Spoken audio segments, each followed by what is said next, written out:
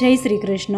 આ વિડીયોમાં શ્રાદ્ધ પક્ષમાં સાંભળવામાં આવતું ઉત્તમ પુરાણ એવું ગરુડ પુરાણનો બીજો અધ્યાય સાંભળશો। ભગવાન શ્રી હરિની જય। ગરુડજી ભગવાન વિષ્ણુને કહે છે કે હે ભગવાન, યમલોકનો માર્ગ કેટલો દુઃખદાયક, યાતનાભર્યો અને વિકટ છે।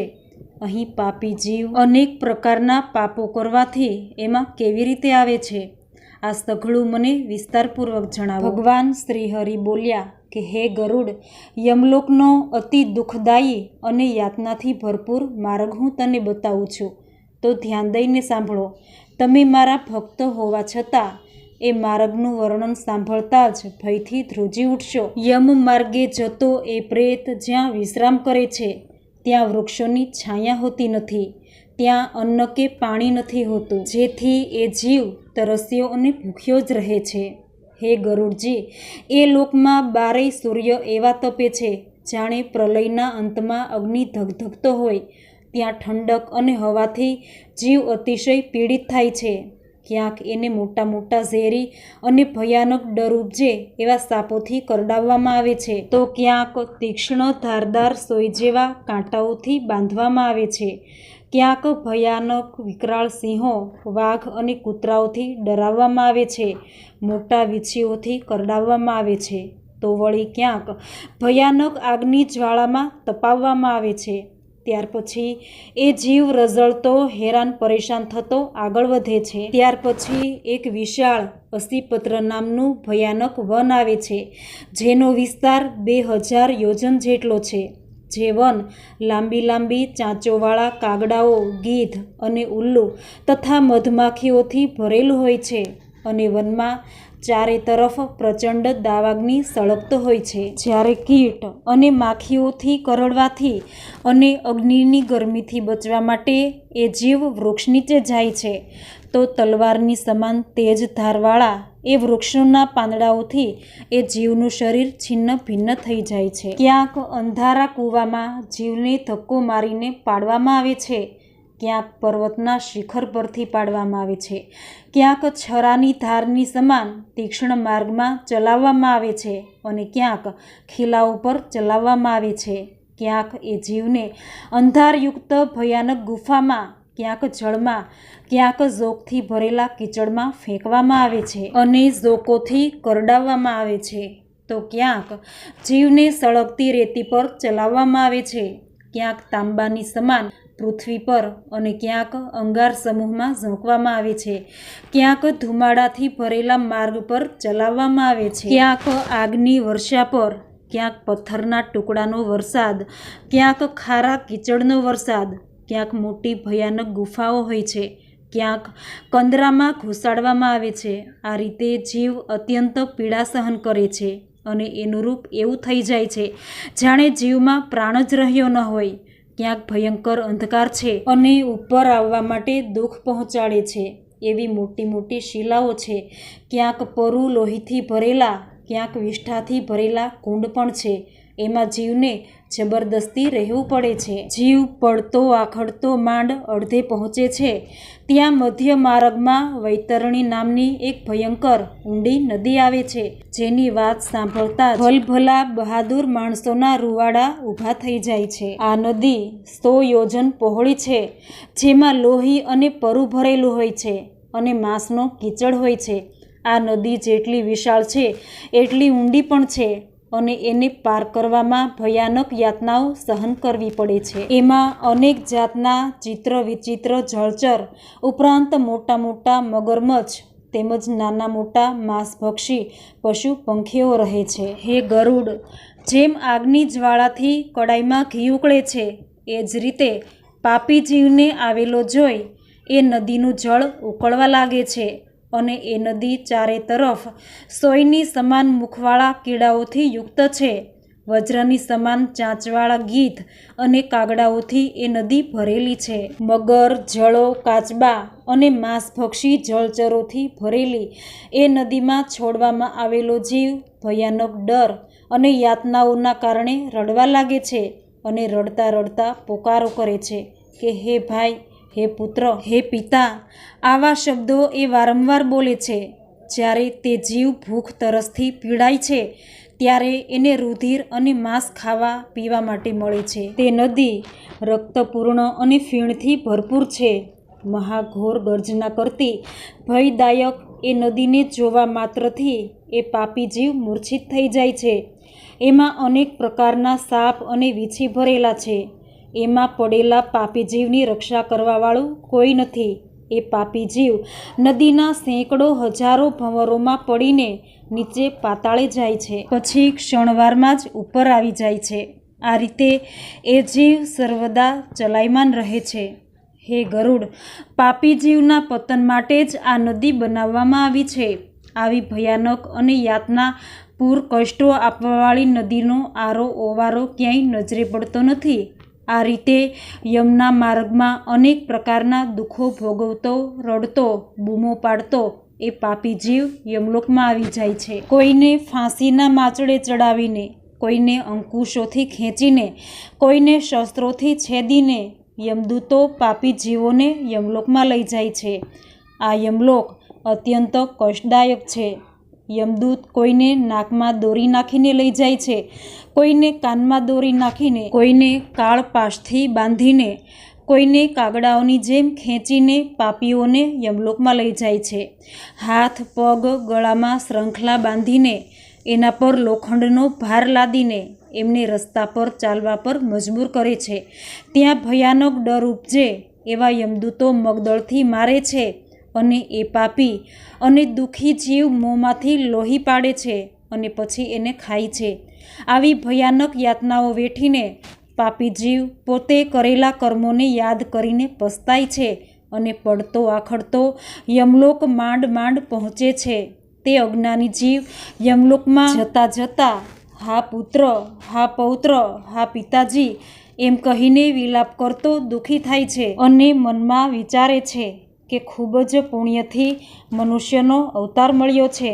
એ મેળવીને મેં કોઈ પણ ધર્મના કાર્યો કર્યા નહીં, કોઈ દાન કર્મ કર્યું નહીં, અગ્નિમાં હવન કર્યો નહીં, તપસ્યા કરી નહીં, કોઈ દેવતાઓનું પૂજન કર્યું નહીં, વિધિપૂર્વક કોઈ તીર્થોની યાત્રા કરી નહીં. એનાથી જ હે શરીર પોતાના માટે કરેલા કર્મોના ફળો ભોગવ. ના કદી બ્રાહ્મણોનું પૂજન કર્યું કે ન તો ગંગા સ્નાન કર્યું, ન સાધુ પુરુષોની સેવા ચાકરી કરી કે ન કોઈ પરોપકાર કાર્યો કર્યા. આથી હે આત્મા, પોતાના કર્મોનું ફળ ભોગવો.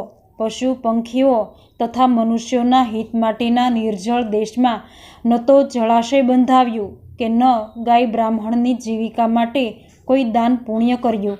આથી હે આત્મા, પોતાના કરેલા કર્મોને ભોગવ. ક્યારેય કોઈ ભૂખ્યાને અન્નદાન કર્યું નથી, ક્યારેય ગાયને ઘાસ ચારો નાખ્યો નથી, ન તો ક્યારેય વેદશાસ્ત્રના અર્થો પર શ્રદ્ધા કરી કે ન ક્યારેય પુરાણો વાંચ્યો કે સાંભળ્યું કે ન ક્યારેય કથાવાચક વ્યાસનું પૂજન કર્યું.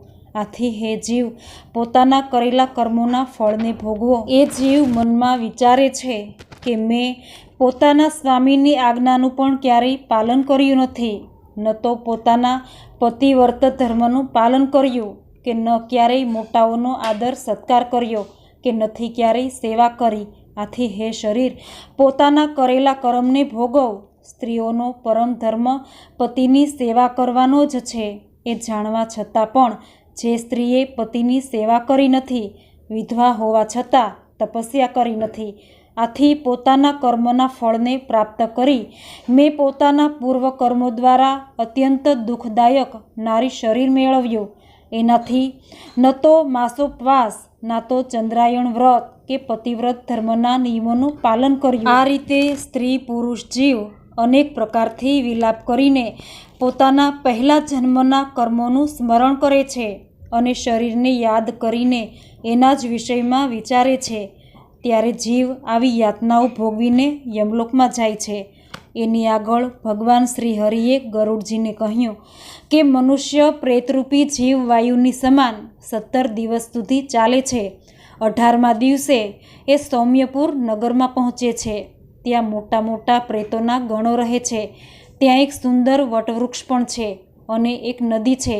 આ નદીનું નામ પુષ્પભદ્રા છે. અહીં યમદૂતોની સાથે નિવાસ કરે છે અને પોતાના બધા જ તીર્થો અને સ્ત્રી પુરુષ પુત્ર વગેરેને યાદ કરીને દુઃખી થાય છે. અહીંયા પર મનુષ્ય મિત્ર વગેરેની ચિંતા કરે છે. ત્યારે યમદૂત એને પૂછે છે કે હે જીવ, હવે તારા મિત્ર તથા સર્વ સાથીઓ ક્યાં ગયા? હવે તો તારે પોતે કરેલા કર્મનું ફળ જ ભોગવવાનું છે. પોતાના કર્મનું ફળ ભોગવતા ભોગવતા કાળ દ્વારા નિર્ધારિત માર્ગ પર ચાલો. યમદૂતો જીવને ધમકી આપતા કહે છે કે તમે અમારા બળને નથી જાણતા. તે ક્યારેય એવો પ્રયત્ન જ નથી કર્યો કે જેનાથી તારી યમમાર્ગની યાત્રા ન થાય, અર્થાત તે તારા જીવનમાં ક્યારેય કોઈ પણ જાતનું પુણ્યનું કામ જ નથી કર્યું જેનાથી નરકની યાતના ન સહેવી પડે. હવે તો નિશ્ચિત છે કે તારે યમલોકમાં ચાલવાનું જ છે. સામાન્ય બાળક પણ યમલોકની જાણે છે અને પરલોક યાત્રી તે ક્યારેય બ્રાહ્મણના મુખથી પુરાણની કથા સાંભળી છે અને ક્યારેય અનુભવ કર્યો છે કે યમલોકમાં ખૂબ જ યાતનાઓ છે? આ રીતે કહીને પાપી જીવને યમદૂત મગદળથી મારે છે. તે મૂર્છિત થઈને પડે છે, ડરીને ભાગ કરે છે અને પછી પડી જાય છે. યમદૂત એને પકડીને યાતના આપે છે. યમદૂત એને ખસડીને લઈ જાય છે. એ જીવ પોતાના ઘરથી 13મા દિવસે ચાલે છે અને સૌમ્યપુરમાં 17 દિવસ પછી પહોંચે છે. ત્યાં જઈને પોતાના પુત્રો દ્વારા કરવામાં આવેલ શ્રાદ્ધનું ભોજન કરે છે. ત્યાંથી આગળ જીવ પ્રયાણ કરે છે અને સૌરીપુરમાં આવે છે. ત્યાં યમનું રૂપ ધારણ કરનાર જંગમ નામના રાજાને જોતાં જ એ ભયથી ફફડી ઉઠે છે અને ત્યાં જ આરામ કરવાને બેસી જાય છે. આ નગરમાં પહોંચ્યા પછી ત્રિમાસિક શ્રાદ્ધમાં આપેલ અન્ન જળને ગ્રહણ કર્યા પછી એ નગરને પાર કરીને પ્રેત જલ્દીથી નગેન્દ્ર ભવન નગરમાં આવે છે. ત્યાં અતિ ભયાનક બિહામણું વન હોય છે. એને જોતાં જ પ્રેત જીવ ભયથી ફફડી ઉઠે છે અને અતિ દુઃખી થઈ અને રડતા રડતા બૂમો પાડે છે, ચિત્કારો કરે છે. યમના દૂતો એને વારે ઘડીએ મારીને ખસેડતા લઈ જાય છે. આ વનને પસાર કરવામાં જીવને 2 મહિના જેટલો સમય લાગી જાય છે. અહીં જીવ પોતાના ઘરવાળા દ્વારા દ્વિમાસિક શ્રાદ્ધમાં આપેલ અન્ન જળ ખાઈ પીને અને નવા કપડાં પહેરીને યમદૂતોની સાથે આગળ વધે છે. 3જા મહિને આ જીવ ગંધર્વપુર પહોંચીને પરિવાર દ્વારા આપેલ પિંડનું ભોજન કરીને તૃપ્ત થઈને આગળ વધે છે. 4થા મહિને એ જીવ યમના દૂતો સાથે શૈલપુર નામના નગરમાં આવે છે. અહીં પથ્થરના વરસાદની એને ભયાનક યાતના સહન કરવી પડે છે. 4થા મહિનામાં આપવામાં આવેલા પિંડથી ભોજન કરી એ થોડા સુખનો અનુભવ કરે છે. પછી અહીંથી 5મા મહિને જીવ કૌચપુરમાં આવે છે. અહીં 5મા મહિનામાં આપવામાં આવેલ શ્રાદ્ધના અન્નથી પેટ ભરી એ ક્રૂરપુર પહોંચે છે. ત્યાં અતિશય નિર્દયી પ્રાણીઓ હોય છે. જીવને અતિ કષ્ટદાયી પીડાઓ પહોંચાડે છે. 5 મહિના પછી 15 દિવસ વીત્યા પછી જીવ અહીં અન્ન જળ ખાઈ પીવે છે અને પછી તે ત્યાં જ રોકાય છે. થોડો સમય રોકાયા પછી એ ફરી યમદૂતો સાથે આગળ વધવા લાગે છે. થોડા આગળ વધ્યા પછી યમદૂતો ફરી એને હેરાન પરેશાન કરવાનું ચાલુ કરી દે છે. યમદૂતો એને ભયાનક રીતે ખસેડે છે. આ રીતે યાતનાઓ ભોગવતો જીવ આગળ વધે છે અને ચિત્રભવન નામના નગરમાં આવે છે. આ ચિત્રભવન સ્થાન પર યમરાજના નાના ભાઈ વિચિત્ર નામનો યમરાજ રાજ્ય ચલાવે છે. આ વિચિત્ર મોટા દેહવાળો છે અને ખૂબ જ ભયાનક અને ડરામણો લાગે છે. જ્યારે જીવ એને જુએ છે ત્યારે ખૂબ જ ગભરાય છે અને ભાગવાનો પ્રયાસ કરે છે, પણ તે પરવશ થઈ જાય છે. ત્યાર પછી એ વૈતરણી નદીના કિનારે પહોંચે છે. અહીં વૈતરણી નદી પાર કરાવવા માટે ઘણાય નાવિકો પોતપોતાની નાવો લઈને ઊભા જ હોય છે. આ મલ્લાહો જીવ પાસે આવીને કહેવા લાગે છે કે અમે વૈતરણી નદી પાર કરાવવાવાળાઓ છીએ. નજીકમાં જ નાવ છે. જો તે પોતાના જીવનમાં પુણ્ય કર્યા હોય તો તું આવીને નૌકામાં બેસી જા. અગર પાપ કર્મ જ કર્યા હશે તો અમારી નાવમાં બેસી શકીશ નહીં. જે વ્યક્તિ જ્ઞાનયક્ષુથી જોઈને દાન કરે છે તે જ વૈતરણીને પાર કરી શકે છે અને દાનમાં ગૌદાનનું મહત્વ વધારે છે. યાની ગૌદાન કરવાવાળી વ્યક્તિ વૈતરણી પાર કરવાના અધિકારી થઈ જાય છે. આ રીતે યમપુરીના માર્ગમાં પોતાની અસમર્થ જાણીને પાપી જીવ ફક્ત દેવનું સ્મરણ કરીને જ રહી જાય છે. પાપી જીવ એ ઉકળતી નદીને જુએ છે. એના પછી આકાશમાં વિહાર કરવાવાળા યમદૂતોએ પ્રેતના મુખમાં કાંટા ફસાવી દે છે અને માછલીની જેમ ઢસડીને નદીની પાર પહોંચાડે છે. અહીંયા આવીને જીવ છઠ્ઠા માસના શ્રાદ્ધનું અંજળ ખાઈ થોડી રાહત અનુભવે છે. એ જીવ ખૂબ જ ભૂખ્યો હોય છે અને ભૂખ તરસથી આકુળ વ્યાકુળ થઈ પૂરા માર્ગમાં વિલાપ કરતો ફરે છે. ત્યાંથી યમદૂતો સાથે પાપી જીવ આગળ વધતા બ્રાહ્મપદ નગરમાં આવે છે. જ્યારે જીવ આ નગરમાં પહોંચે છે ત્યારે તેના પુત્રો દ્વારા કરવામાં આવેલ 7મા મહિનાનું શ્રાદ્ધ ખાઈને સંતોષ અનુભવે છે. ભગવાન શ્રી હરિ ગરુડજીને કહે છે કે હે ગરુડજી, બ્રાહ્મયપાદ નગર પાર કરીને જીવ દુઃખદપુર નગરમાં પહોંચે છે અને ત્યાં આકાશ માર્ગથી ચાલીને અનેક પ્રકારના દુઃખો તથા અસહ્ય યાતનાઓ ભોગવીને પારાવાર દુઃખી થઈ જાય છે અને પોતે કરેલા પાપ કર્મોને યાદ કરીને રડવા લાગે છે. અહીં જીવને 8મા મહિનાનું એના કુટુંબીજનોએ કરેલ શ્રાદ્ધ આપવામાં આવે છે. તેને અન્ન જળ વગેરે મળે છે અને તે ભોજન કરતો કરતો આગળ ચાલે છે. 9મો મહિનો પૂરો થતાં જ જીવ નાના કંદપુરમાં જાય છે. ત્યાં નાના કંદગણોને જોઈને અનેક પ્રકારના દુઃખો ભોગવે છે. ભયભીત થઈને બૂમો પાડવા લાગે છે અને પોતે કરેલા ખરાબ કર્મોનો પસ્તાવો કરે છે.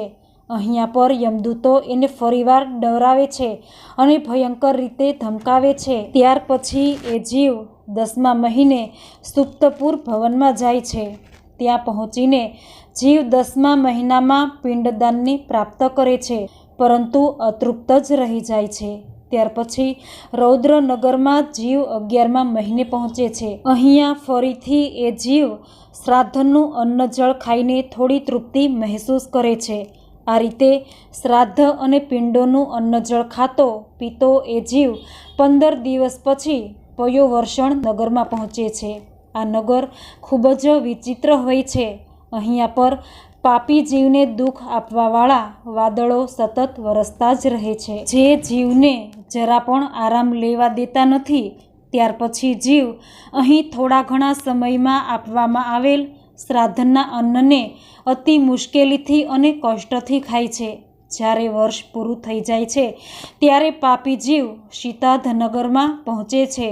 આ સ્થાન પર હિમાલય પર્વત કરતાં પણ વધારે ઠંડી પડતી હોવાથી જીવ ઠંડીના લીધે ઠૂંઠવાઈ જાય છે. અહીંયા પર આવીને જીવ ન ફક્ત ભૂખથી પીડિત થાય છે, બલકે એને અતિશય ઠંડી પણ સતાવે છે.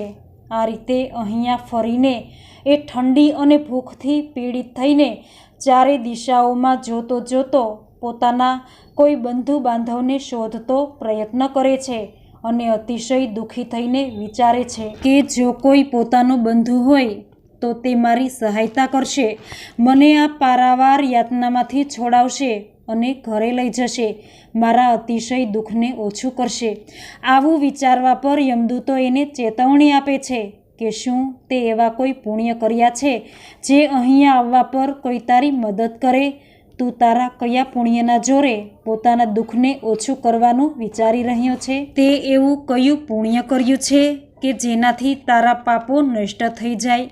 જ્યારે યમદૂત જીવને આ રીતે કહે છે ત્યારે તે અતિશય પીડિત થાય છે, કેમ કે એણે પોતાના જીવનમાં ડગલે ને પગલે પાપ કર્મ જ કર્યા હોય છે. ન તો ક્યારેય દાન કર્યું છે કે ન ક્યારેય જીવનમાં હરિસ્મરણ કર્યું છે. અહીં વર્ષના અંતમાં આપવામાં આવેલ શ્રાદ્ધના પિંડદાનને ખાઈને ધૈર્ય ધારણ કરે છે. 1 વર્ષ પૂરું થતાં એ યમલોકની પાસે જ આવેલા બહુભીતિપુરમાં આવે છે અને પછી એ પોતાના મળેલ નાનકડા શરીરનો ત્યાગ કરી દે છે. મનુષ્ય જીવ પોતાના કર્મોના ફળ ભોગવવા માટે જ અંગૂઠા જેવડા દુઃખોથી ભરેલા શરીરને મેળવીને યમદૂતોની સાથે જાય છે. જે જીવોએ મૃત્યુના સમયે કોઈ પણ જાતનું દાન કરેલ નથી અને એ ન કરવાથી ધર્મ સંચય કર્યો નથી, તે યમદૂતો દ્વારા બાંધવામાં આવેલ દ્રઢ બંધનમાં ખૂબ જ યાતનાઓ અને દુઃખ ભોગવે છે. હે ગરુડરાજ, આ સઘળું વિવરણ ધર્મરાજના નગરના ચારે દ્વારોમાંથી એક દક્ષિણ માર્ગનું વિવરણ છે. મેં તમને બતાવ્યું કે દક્ષિણ માર્ગથી કયા પ્રકારે પાપી જીવ જાય છે અને કેવી કેવી કોના દ્વારા એની યાતનાઓ મળે છે, તે કયા રૂપમાં ભૂખ્યો તરસ્યો જઈને કયા રૂપોમાં કષ્ટ સહન કરે છે. હે ગરુડજી, હવે તમારે શું સાંભળવાની ઈચ્છા છે એ મને જણાવો. હું તમને અવશ્ય સંભળાવીશ અને સંતુષ્ટ કરીશ. ઇતિ સ્કંધે ગરુડ પુરાણે અધ્યાય બીજો સમાપ્ત. બોલો ભગવાન શ્રી હરિની જય.